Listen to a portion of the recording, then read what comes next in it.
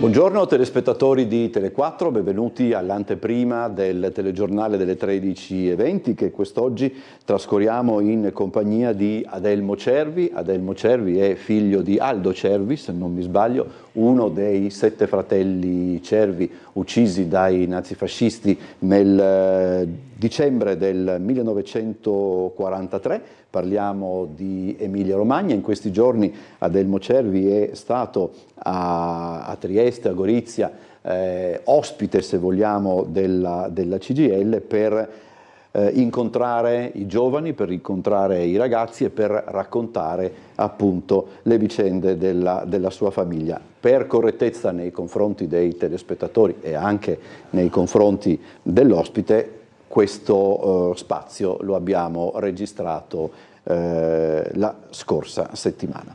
Allora, che cosa significa per lei incontrare i giovani, parlare con i ragazzi, spiegar loro quello che è successo in quegli anni? Significa molto, perché i giovani sono il futuro, quindi diciamo che sono anche il presente, che non sono solo il futuro, che mi stanca un po' sempre sentire i giovani sono il futuro. Lo dico il futuro, lo dico più che ai giovani, lo dico ai ragazzi che sono il futuro. E quindi se non abbiamo i giovani va male, insomma, vuol dire che c'è qualcosa che non quadra, e penso che i giovani devono sapere di quello che è successo, perché gli deve servire per quello che devono fare oggi. Quindi questo è un discorso aperto con i giovani, per dire quanto sono importanti e quanto è importante conoscere la storia, che devo dire quello che è stata la storia non solo della famiglia, di mio padre, dei miei zii, ma la storia di quello che è stata la Resistenza, la storia di quello che è stata la Seconda Guerra Mondiale, che è stata una guerra scatenata dai nazifascisti e che ha portato a morte milioni di persone in tutto il mondo. E quindi sapere questo ti aiuta a capire quanto c'è bisogno da stare dalla parte della giustizia, da stare dalla parte di rispetto delle regole e delle persone. Insomma, questo era quello che mi sento, e devo dire che quando ai giovani gli si parla con il cuore in mano, si parla di cose concrete, non sono quei passivi che si dice spesso, anzi sì, partecipano anche, hanno bisogno di una carica, di sentirsi che sono importanti, che non sono solo lì a ascoltare. Sì, ecco, sì, per ascoltare, per ubbidire, diciamo. Senta, lei non ha conosciuto suo papà, si può dire, perché mi pare che lei era davvero pochi mesi addirittura. Avevo 4 mesi. Quindi. Come è riuscito a ricostruire la figura di suo papà? Mi pare attraverso degli scritti anche.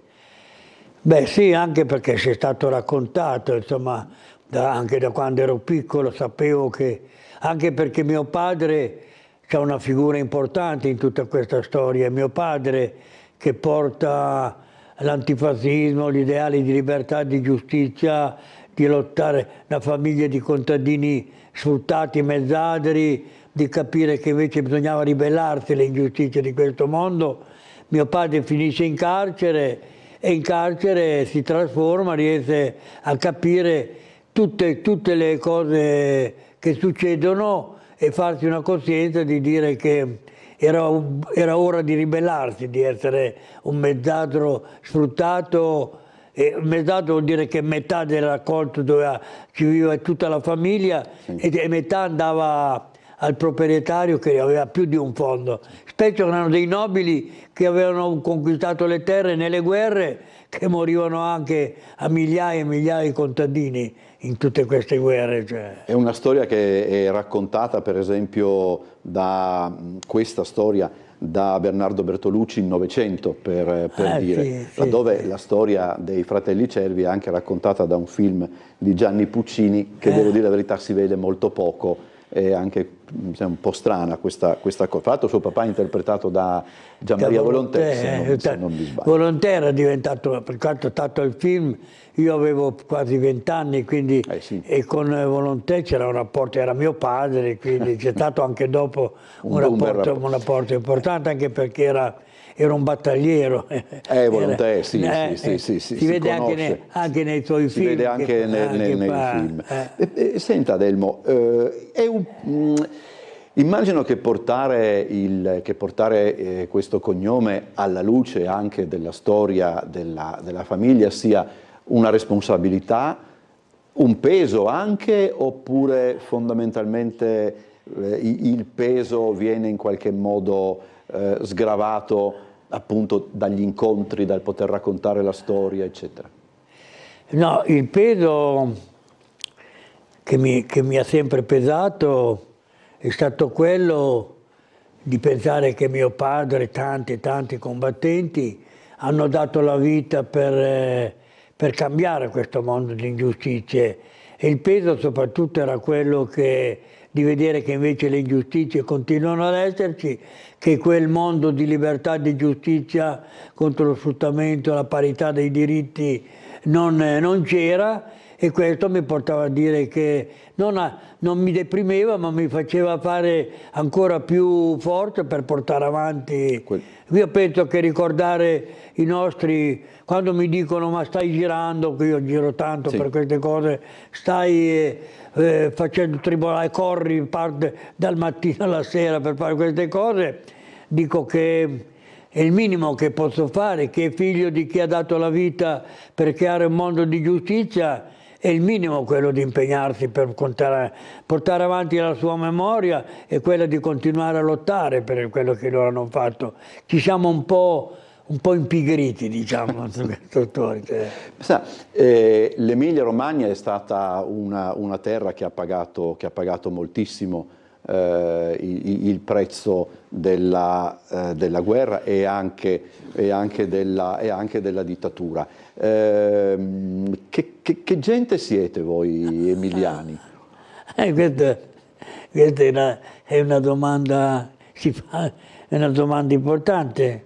Intanto devo dire che non esiste il mondo buono e il mondo cattivo, perché anche in Emilia non siamo, quindi, anzi io devo dire trovo degli amici, dei compagni,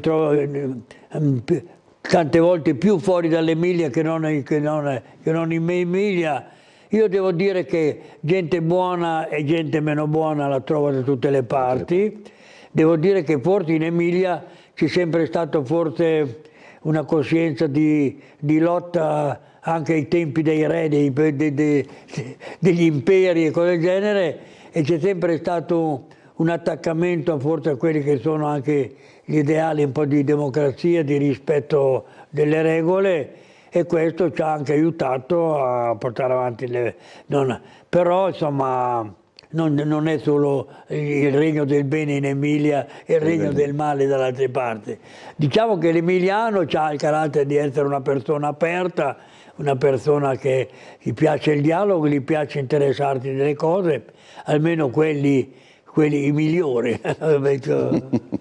Senta, però devo dire, aggiungo questo per dire che il calore lo trovo da tutte le parti, il calore l'ho trovato anche a Trieste, perché ho visto tante persone che mi vogliono bene, che capiscono, che seguono la storia della mia famiglia per continuare a batterci, per avere un po' di giustizia in più di quello che abbiamo, quindi una soddisfazione che dove arrivo vedo che la speranza di cambiare il mondo ci può stare.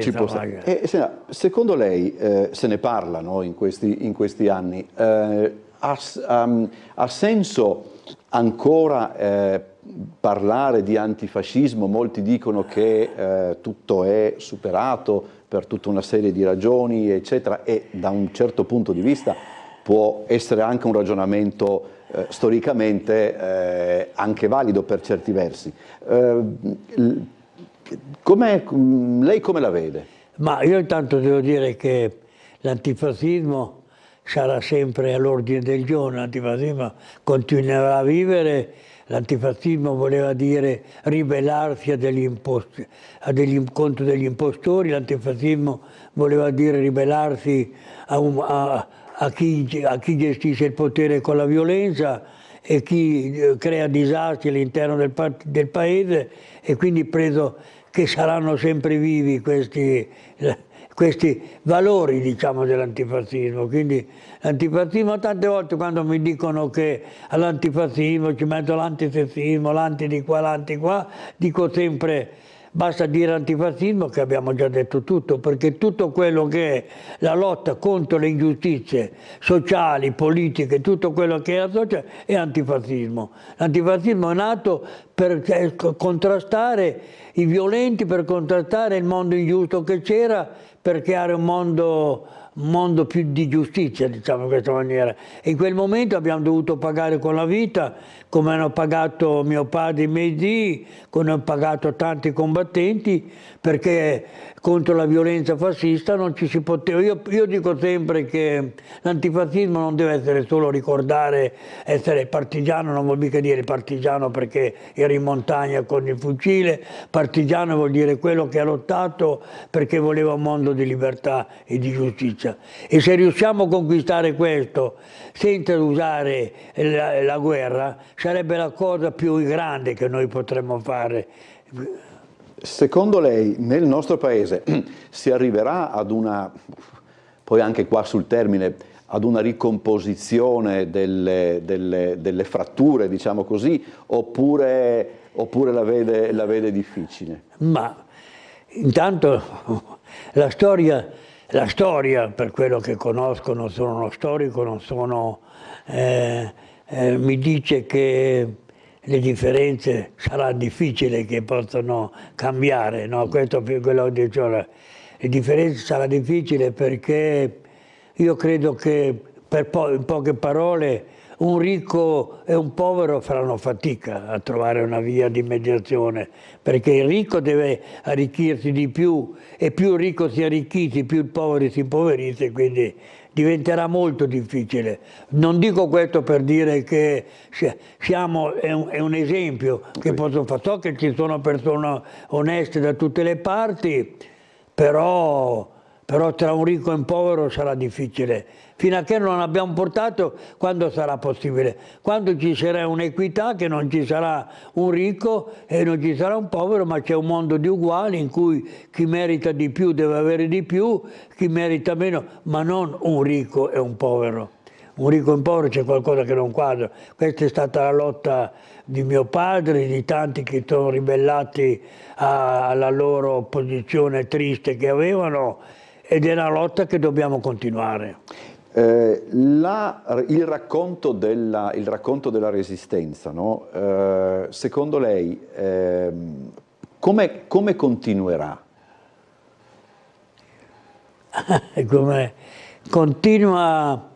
Intanto la resistenza, c'è chi la vede una maniera, c'è chi la vede un'altra, quindi già questo sì, già ti dice non c'è unità. Se la resistenza, come la penso io, la vedo nel senso che se non ci diamo una regolata è un po' difficile poter arrivare a quegli obiettivi.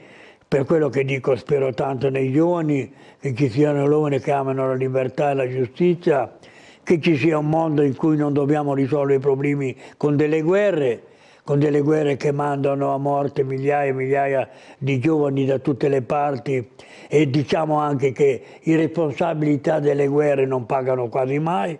Allora, questo sarebbe il discorso di dire le battaglie che dobbiamo portare per avere, e questi sono gli ideali miei, erano gli ideali di mio padre, erano gli ideali di chi voleva un mondo più umano di quello che avevamo. Io credo che gli ideali dei nostri combattenti, con le divisioni che ci potevano essere, chi poteva essere comunista, cattolico o liberale, quello che era quello comunque di fare in modo, nel possibile insieme, di portare avanti delle battaglie che costruissero un mondo più giusto e anche più umano di quello che avevamo. Questo purtroppo devo dire che la storia mi ha detto che lì abbiamo ho avuto tante pecche e ancora tante ne abbiamo. Infatti lei ha anticipato con questa risposta l'ultima domanda che volevo farle, io le la pongo ugualmente, magari da un altro punto di vista. Immagino che per la vostra generazione sia particolarmente doloroso vedere che sembra non sia servito a niente, no? Perché di nuovo guerre in Europa, prospettive allucinanti nelle altre parti del mondo, non deve essere semplice, no? No, io penso che intanto devo dire una cosa che la dico spesso, a me di piagnistei, di queste cose qua non mi entusiasmano molto. A me quello che mi rispondono sono tempi duri, penso che per chi ha voluto combattere per creare un mondo di giustizia è sempre stata dura, addirittura, e quando gli dico era dura ai tempi di mio padre che ti sparavano lungo la strada solo perché la pensava in un modo diverso di chi comandava in quel momento, penso che i tempi duri erano quando si doveva tirare la cingua continuamente, tempi duri per la mia famiglia quando siamo rimasti una famiglia in condizioni pesanti, non c'erano più 7 uomini che lavoravano un pezzo di terreno, dovevano lavorare le donne e i bambini piccoli.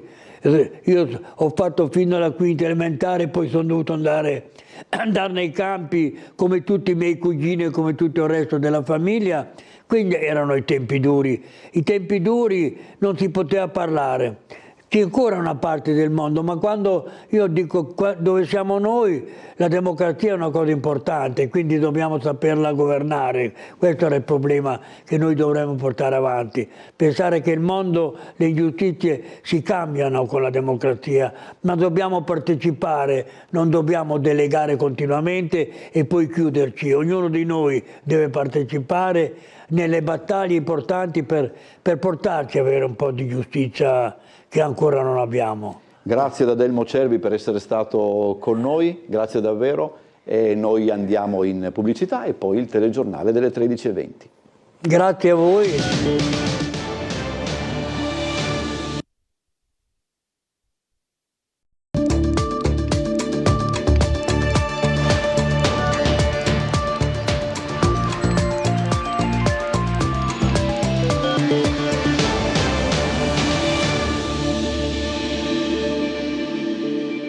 Buon pomeriggio dal telegiornale di Tele4. I residenti del quadrilatero di Melara lanciano un appello attraverso la nostra emittente dopo l'episodio dell'incendio che ha determinato l'evacuazione di 30 persone. A quanto pare non si tratta di un fatto isolato nel comprensorio Ater. Vediamo il servizio di Gianluca Paladin. Daniela, voi siete stufi di incidenti come questo pare molto più grave delle solite marachelle che si vedono. Che cosa pensate a questo punto? Che appello volete lanciare? Vogliamo prima di tutto una responsabilità da parte anche dell'azienda, insomma dell'Ater, che si faccia anche avanti per aiutarci, perché non è più possibile vivere così, però siamo stanchi, siamo stufi, io ho 2 notti che non dormo perché poi insomma ti rivedi le scene. Vogliamo comunque la sicurezza, come ho chiesto ieri, e che, insomma, che ci tutelino un attimo. Abbiamo le telecamere, quindi a questo punto io chiedo che qua non deve esserci più niente negli androni di tutti gli stabili di Melara. Chiedo questo perché onde evitare questi problemi.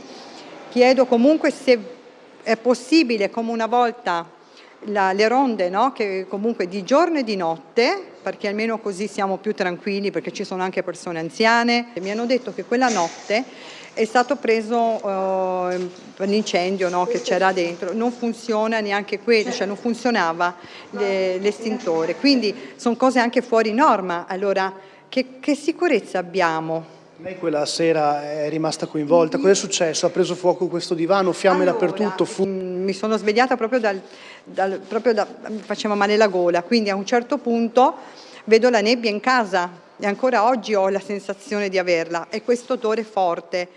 E poi ho capito che c'era veramente un grande problema, perché c'erano i pompieri sia da questa parte che ho visto dall'altra le luci blu, quindi ho detto oddio, sta succedendo qualcosa, ma non pensavo nel nostro portone, nell'androne. Cioè in quel momento tu ti vedi la tua vita in un attimo, che non sai più se vedrai la tua casa, perché può scoppiare tutto in un attimo. Dobbiamo mettere qualcosa, cioè di dire qua non si può più mettere niente. Una volta c'erano anche i bottini con la carta, la plastica, l'abbiamo fatti togliere perché anche là qualche marachella c'è stata e qualche piccolo incendio, ma questa volta è stato molto più grave di quello che si poteva pensare.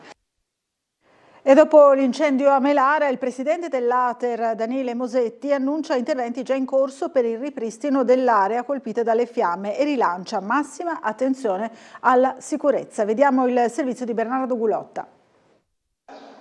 15-20 mila euro di danni, telecamere già al vaglio degli investigatori e squadre tecniche in azione da ieri mattina. È la risposta dell'Ater all'incendio scoppiato nella notte tra sabato e domenica nei civici 33 e 35 di Melara. A fare il punto è il presidente dell'Ater, Daniele Mosetti, che questa mattina ha chiarito l'entità dell'intervento in corso e le misure già avviate per ripristinare sicurezza e decoro. Il danno si attesta su qualche decina di migliaia di euro, siamo attorno ai 20.000 euro di danno. I tecnici prontamente sono intervenuti già ieri, sono intervenuti chiaramente nuovamente anche oggi. A poche ore dal rogo l'ente ha già inviato una ditta specializzata per le pulizie straordinarie, ma non solo, sono in programma interventi di restauro e ripristino delle parti danneggiate. Verrà inviata tra l'altro questa mattina una ditta incaricata per svolgere attività ovviamente di pulizie. E poi seguiranno chiaramente delle importanti attività anche di ripristino, di restauro e ovviamente anche di ripiturazione. Riguardo alla questione sicurezza, Mosetti conferma che l'Ater è costantemente coinvolta in un monitoraggio di implementazione di soluzioni allo scopo di mitigare questo tipo di fenomeni. Le telecamere sono presenti e tra l'altro sono anche visibili. Quindi quello che viene fatto adesso è un'attività appunto di sbobinaggio, quindi l'Ater scarica le immagini che comunque saranno messe a disposizione su richiesta dell'autorità competente. Dopo le denunce dei residenti sul degrado e l'abbandono di rifiuti negli spazi comuni, il presidente Mosetti ricorda che Ater interviene regolarmente dove necessario. In tutto il patrimonio Ater accade una discreta fenomenologia che è quello appunto dell'abbandono dei rifiuti.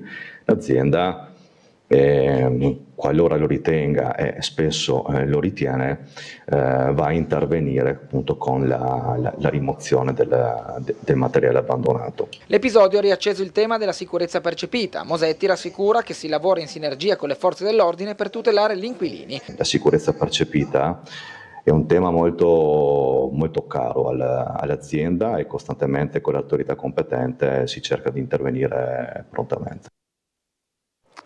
Vigili del fuoco al lavoro ieri anche a Muggia, dove è crollato un muro investendo un uomo che fortunatamente non è in pericolo di vita. Il servizio realizzato ieri da Umberto Bosazzi. È stato trasportato all'ospedale di Catinara l'uomo che a Muggia a metà mattina era rimasto incastrato dopo il crollo di un muro. Il 57enne, un agricoltore, non è in pericolo di vita. I vigili del fuoco, intervenuti in via Farnei con la squadra del distaccamento di Muggia e il supporto di una proveniente da Trieste, giunti sul posto hanno trovato l'uomo cosciente e collaborativo, gli arti inferiori bloccati dal crollo. Attraverso gli speciali cuscini di sollevamento in dotazione e quindi rimuovendo a mano i detriti, hanno liberato il malcapitato, che avrebbe provocato la caduta del muro rimuovendo inavvertitamente alcuni pali di legno che contribuivano a sostenere la struttura. Terminate le operazioni di soccorso, i vigili del fuoco hanno messo in sicurezza la zona, sul posto anche la Polizia di Stato. Parliamo ora sempre nell'ambito della cronaca di un incidente stradale tra uno scooter Honda SH e un ciclista a bordo di una bici da corsa a San Giacomo all'altezza della rotonda con via di Ponziana. I due veicoli sono venuti a contatto mentre procedevano entrambi in direzione di Campo San Giacomo. Il 65enne sportivo privo di casco è stato sbalzato a terra, ha subito un trauma cranico di entità seria.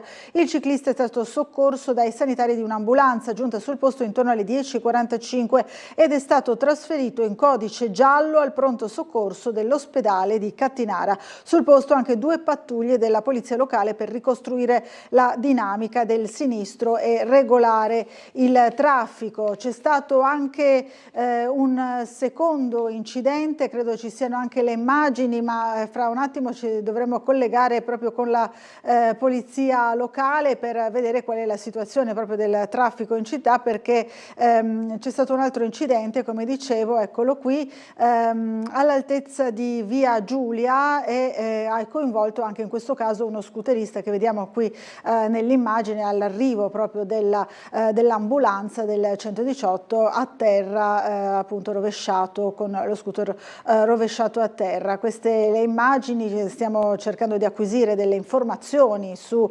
questo secondo incidente accaduto sempre questa mattina. Abbiamo visto appunto l'arrivo dell'ambulanza. Ora dovremmo collegarci con la sala operativa della polizia locale per vedere qual è la situazione. Chiediamo all'ispettore superiore Lionello Schilani anche magari informazioni proprio su questo altro incidente che ha coinvolto uno scooter. Buongiorno intanto. Sì, buongiorno a lei e a tutti i telespettatori.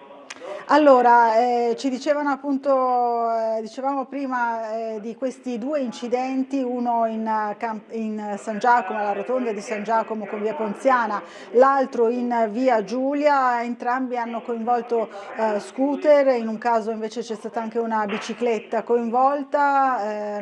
Cosa ci può dire di questi 2 incidenti? Ma diciamo che hanno creato dei particolari disagi sulla zona di via dell'Istria, Campo San Giacomo il primo, quello coinvolto il ciclista, intorno alle 10:40. Non ho notizie di gravità, è rimasto ferito e a Cattinara, ma per fortuna non ho notizie che abbia riportato lesioni serie. Quello di via Giulia 62 è avvenuto intorno alle 8:45, anche qui ha creato delle ripercussioni su entrambe le direttrici della via Giulia, qui automoto.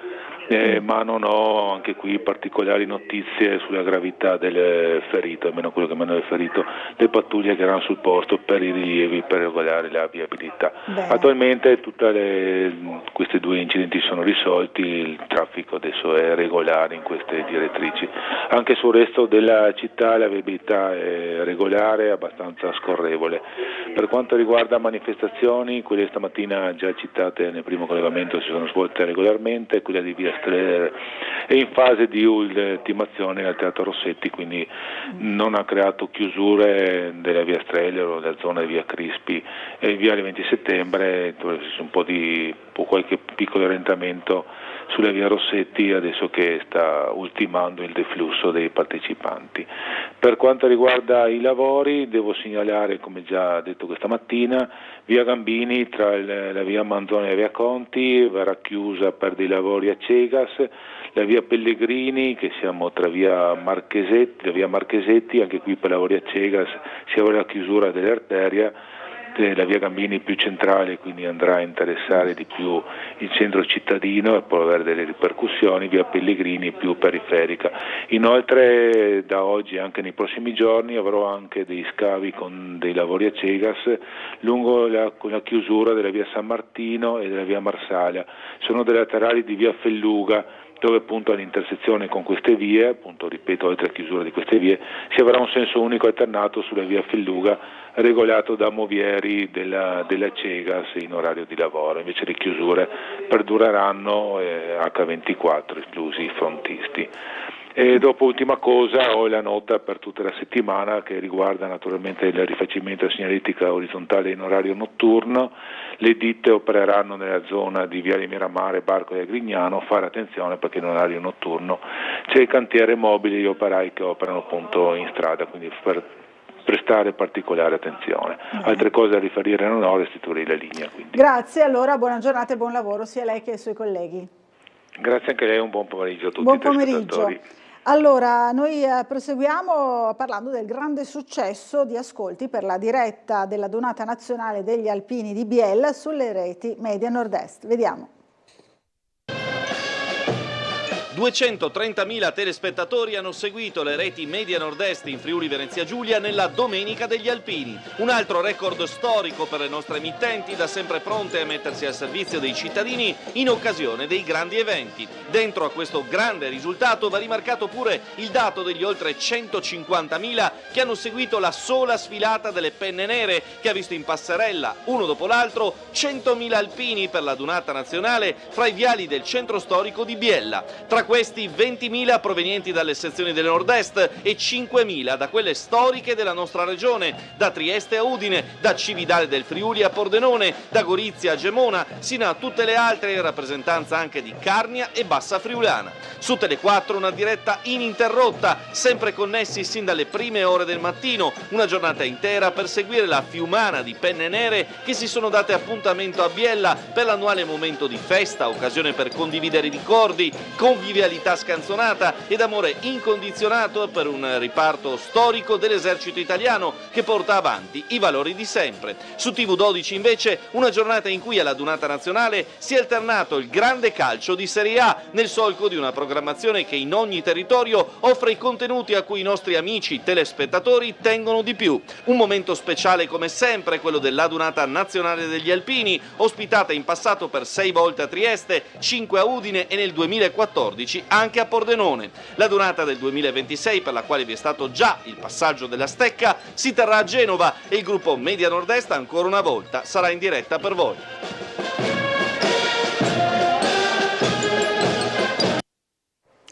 Con l'avvio della stagione balneare è partita anche la campagna di campionamenti sulle acque del Friuli Venezia Giulia da parte dell'ARPA. Dei 66 punti analizzati nei monitoraggi prestagionali ad aprile, 65 sono risultati di qualità eccellente e uno di livello buono. Vediamo. Abbiamo classificato l'anno scorso le acque, siamo migliorati rispetto all'anno precedente, abbiamo tutti i punti eccellenti, ad esclusione di uno che è buono.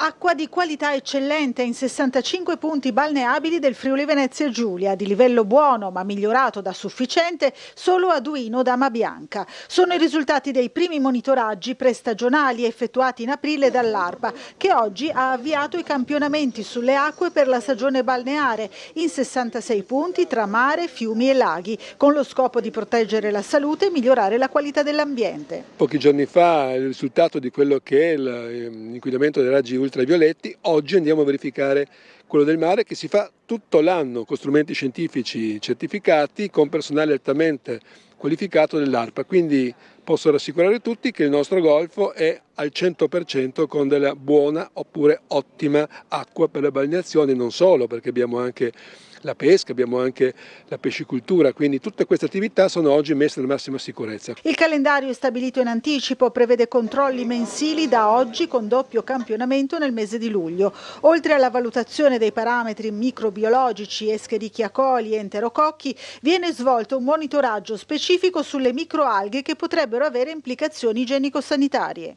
Facciamo anche dei parametri delle microalghe che possono dare problemi di tossicità alla salute, quali per esempio l'Osteopsis ovata, che possono dare dei problemi soprattutto alle persone fragili. Abbiamo avuto dei casi l'anno scorso, siamo entrati in allert che poi si sono risolti improvvisamente, quindi nulla di preoccupante, però è importante monitorare per capire se ci sono delle situazioni particolari. Tutt'altro discorso per il fenomeno delle mucillagini, fastidiose ma non pericolose. Non si misura la mucillagine è un fastidio per chi fa il bagno e questo lo sappiamo, è un fastidio anche per chi fa pesca evidentemente, però non è un parametro che rientra nella balneazione. Questa sera torna il caffè dello sport, l'appuntamento alle 21:10 con Marco Stabile. Ci saranno Mike Arcieri, GM della Pallacanestro Trieste, Maurizio Costantini, allenatore, Raffaele Baldini, giornalista del Piccolo, Luca Vendramo, blogger fallo tattico. Ci fermiamo per un po' di pubblicità, apriamo la pagina sportiva subito dopo. Allora, apriamo la pagina sportiva. La Pallacanestro Trieste ha battuto Sassari per 92-76 nell'ultima giornata di regular season, conquistando il 6° posto in classifica e la qualificazione alla Basketball Champions League. Vediamo. Missione compiuta sul parquet di Verona davanti a una cornice di 700 tifosi e encomiabili nel far sentire a casa la Pallacanestro Trieste. La squadra di Jamion Christian chiude al 6° posto la regular season battendo Sassari per 92-76 nonostante le assenze di Valentine e Ruzier, approfittando della partita per integrare nel sistema di gioco pure il lungo Kelly, atletico, mobile e certamente un'addizione importante sotto le plance. Primo quarto equilibrato in cui Trieste parte in formato big con Brooks dalla piccola e 2 lunghi. I biancorossi si affidano alla buona partenza al tiro di Brown e Uthoff, mentre le accelerazioni di Ross in cabina di regia pescano in pitturato un Johnson stimolato in modo particolare dall'arrivo del nuovo pivot. Sassari però non fa da sparring, bensì risponde colpo su colpo sull'asse Fobbs-Thomas, tanto da chiudere addirittura in vantaggio dopo i primi 10 minuti sul 21-22. Ma è nella seconda frazione che Trieste cambia progressivamente marcia con Uthoff che guida l'attacco, triple e solidità per l'uomo di Cedar Rapids, mentre Brown con 6 assist in un amen chiuderà un soffio della tripla doppia, si cala pure nel ruolo di playmaker, vista l'assenza di Ruzier e la necessità di far rifiatare Ross, ma sono un po' tutti a entrare in ritmo, da Candussi all'esordiente Kelly, sino a un produttivo Capitan De Angeli che infila 5 punti in serie, condendo il parziale di quarto emblematico 28-15 che frutta il rotondo più 12 di metà partita. I biancorossi tirano col 40% da 3 contro il 16 degli avversari e crescono anche in difesa. Brooks apre la ripresa con una tripla, ma Fobbs, Benzius e Weber reagiscono d'orgoglio con un parziale di 12-5 che costringe Christian al timeout. I triestini tornano ad affidarsi alla classe di Brown che con 2 triple ravvicinate risponde agli ospiti che toccano il -3. L'ulteriore conclusione pesante di Uthoff riporta i biancorossi a 9 lunghezze di margine. La nuova accelerazione di Ross, sostenuta dal sistema con doppio lungo in campo, paga dividendi fra i voli a canestro di Kelly e l'intraprendenza di Candussi. Si va a toccare il +14 al 30°. Nell'ultimo quarto si gioca ormai sul velluto, con i biancorossi a scollinare in breve i 20 e più punti di margine contro una Sassari che, al netto degli strali di coach Bulleri, non sembra più intenzionata a opporre particolare resistenza. A chiudere è Obliubek con un reverse d'applausi per il giovane playmaker triestino. Ora è tempo di ricaricare le batterie e recuperare gli infortunati in vista della battaglia playoff. Intanto però la Basketball Champions League nella prossima stagione è già una certezza.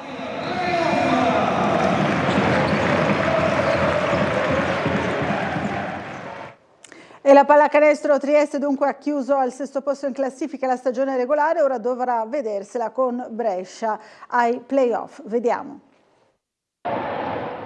Solo la Stefanel, nelle storiche 2 stagioni di vertice dei primi anni 90, terza nel 93 e quarta nel 94, ha fatto meglio della versione americana della Pallacanestro Trieste, che chiude il campionato al 6° posto con 36 punti conquistati. I giocatori biancorossi svettano anche individualmente in varie classifiche specialistiche. Ruzier, 3° posto per percentuale al tiro da 3 punti col 45,7%. Brown, 4° per valutazione con 18,7 a partita. Uthoff, 5° sia per rimbalzi difensivi, 5 a gara, che per stoppate 1,2. Johnson 4° per carambole offensive 3,2 e poi Valentine, croce delizia come di consueto, al vertice sia per palle recuperate che per palle perse. Quanto ai playoff, Trieste, che ha preso la parte di tabellone di Trapani mentre Milano e Bologna sono da quella opposta, se la vedrà con Brescia sabato 17 maggio gara 1 e lunedì 19 maggio gara 2 a Brescia, giovedì 22 la gara 3 in campo neutro, eventuale gara 4 sabato 24 maggio a Trieste,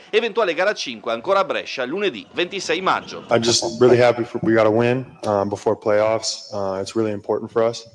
Molto contento di questa vittoria, l'ultima prima dei playoff, anche tutta la squadra è molto contenta. Really gets our energy going before playoffs. It's really important for us to have our energy and have our positivity at the highest level going into playoffs so that we all play at our best. Ci aiuta veramente ad avere energia e positività entrando nei playoff, tutta la squadra sente questo ed è ottimo entrare ai playoff sempre con la carica di una vittoria. Ma le cose che lui fa, che non ogni tanto arrivano qui nel box score, è fondamentale per la squadra. E il suo aggressività, energia è un po' il sangue di questa squadra. Quanto all'accoppiamento con Brescia, squadra che ha nel totem Miro Bilan il proprio maggiore pericolo, sarà interessante capire se l'aggiustamento fatto dal GM Arcieri con l'acquisto di Kelly e la possibilità di schierare il quintetto più lungo, come già provato con Sassari, e un'eventuale staffetta difensiva sul pivot croato possa pagare dividendi. Having a bigger lineup in can really throw teams off, especially when throughout the season we've gone small in certain situations. So I think that would throw a lot of teams off, seeing Trieste going big at moments. Penso davvero che avere questa possibilità di avere un quintetto molto grande in campo come oggi possa essere una carta da giocare che possa spaesare per un momento l'avversario, perché siamo una squadra che durante la stagione in tanti momenti è andata piccola, quindi la possibilità invece di andare molto grandi come abbiamo fatto oggi a tratti possa essere un'arma in più nei playoff. È finita a reti inviolate la prima gara di play-out fra Triestina e Caldiero Terme. Bisognerà stare col fiato sospeso tutta la settimana ed aspettare sabato prossimo per conoscere il destino della Triestina. Ieri a Caldiero Terme la squadra di Attilio Tesser non è andata oltre lo 0-0. Forse ha prevalso anche da parte degli avversari la paura di perdere. Per gli alabardati in maglia nera l'inizio sembrava promettere qualcosa in più, ma considerata l'espulsione di Silvestri il punteggio finale alla lunga pure ci sta. La partenza della gara è vivace. Johnson tocca quanto basta di testa per evitare il peggio su un cross di Marras. Ionizza alza e gira sopra la traversa. Su un corner di Cortinovis, Correa al settimo gira male di testa. Triestina in partita dunque al 19esimo strizzolo di testa, gira fuori un cross di Frare. Al 31esimo Silvestri devia in corner un tiro di Pelegatti, Marras ci riprova con un sinistro che non trova la porta. In apertura di ripresa Correa perde male una palla, Fasan riparte ma calcia su Ross. Brahima sostituisce Fiordilino, al 14esimo Gobetti ferma Olivieri. Proprio Olivieri per un problema muscolare deve uscire e viene sostituito da Udo.